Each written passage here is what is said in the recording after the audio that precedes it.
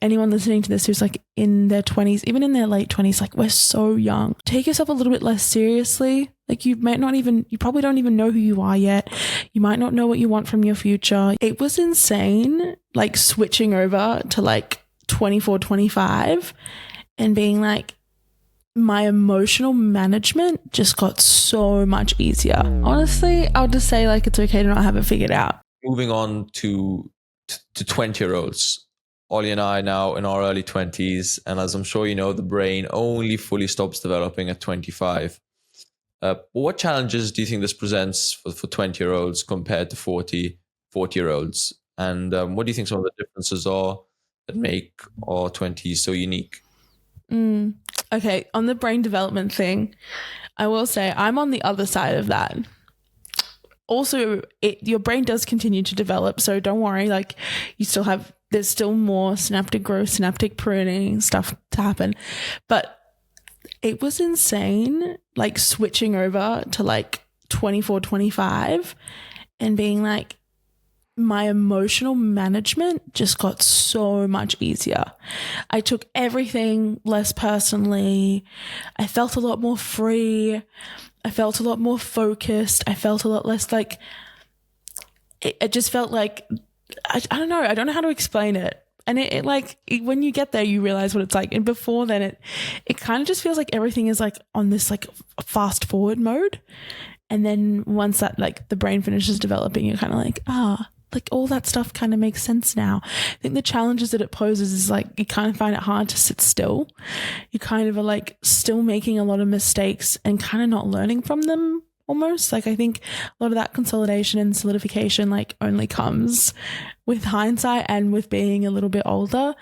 So the advice I would have is like just take yourself a little bit less seriously. Like you probably don't even know who you are yet. You might not know what you want from your future. You probably don't really know much. And what you do think you know, you end up replacing with better knowledge. So just like don't take it too seriously. Like invest in experiences, invest in relationships. And like I'm going to actually just give like a summarizing statement. Like you're so, like anyone listening to this who's like in their 20s, even in their late 20s, like we're so young. And I always think of this like Reese Witherspoon, like the actress. She was like talking to this actress and this younger actress, and Reese goes like, oh, how old are you? And she's like, I'm 29. She's like, oh my God, you're so young. And I don't know why, but that like always stuck with me. I was like, yeah, like you really are quite young. Like you're not even halfway through yet. You've got so much time. Like it's okay to slow down, take your time, just figure things out. Want your head and hair to feel cool and clean? Been going to extreme measures to cool your head off? Then get yourself a Manscaped. Don't be like Ollie and take your scalp from zero to hero with the new scalp buffer now. Use the discount code LOAF to get your 20% off. I'm looking forward to my brain settling, to be fair, at 25.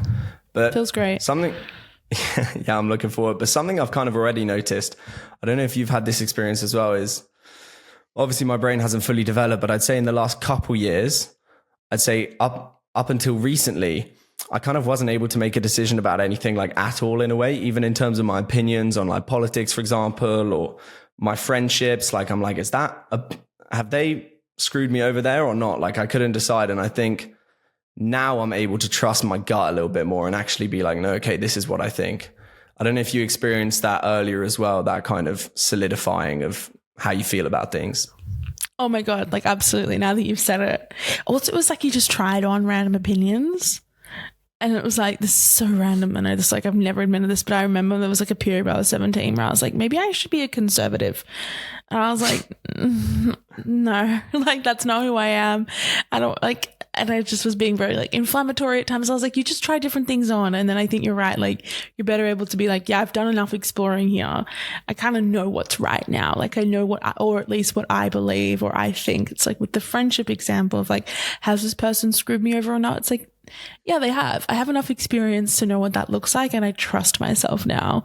And I'm okay with the consequences of that rather than feeling like everything is very up in the air. Loneliness is like hunger. All it is actually a social cue. I need connection. And all that loneliness is a little alarm bell in your head saying time to reach out, time to reconnect, time to maybe find new friends. Jemma Sbeg is someone everyone in their 20s needs.